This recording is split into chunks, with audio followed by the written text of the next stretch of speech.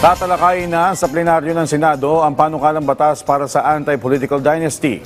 Target itong maipasa at maipatupad sa 2028 national and local elections. Yan ang report ni Luisa Erispe.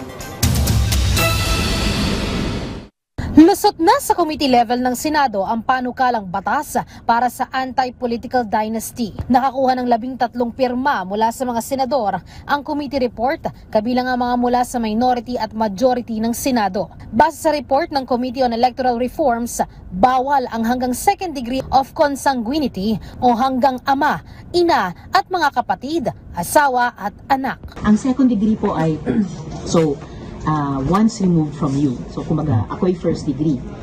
Kasama sa ban ang magulang ko, kapatid, asawa, anak. Base naman sa report, sakop ng anti-political dynasty ang simultaneous at successive positions.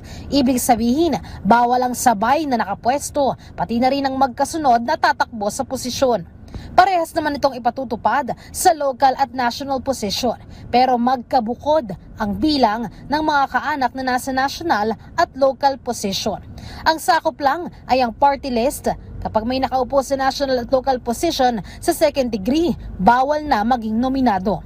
Ayon kay Senator Risa, sa kanyang panukala hanggang 4th degree of consanguinity talaga ang nais nilang ipatupad, na hanggang lolo, lola at apo sa tuhod ay sakop.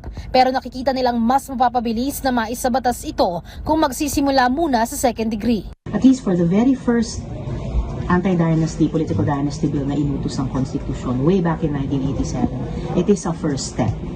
At kapag in-implement ito fully and well ng COMELEC, pag nagawa iyan, it will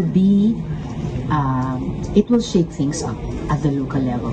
May ilang mga pag-aaral or at least isang pag-aaral na nagsabi na kung kahit to the second degree lang ang maipasang unang anti-dynasty bill, ay pwedeng umapekto sa mga 30% ng mga dynasties on the ground. Kahit naman ang anak sa labas, sakop din ng anti-political dynasty at pati na rin ang mag-boyfriend-girlfriend na nagsasama anuman ang gender o kasarian.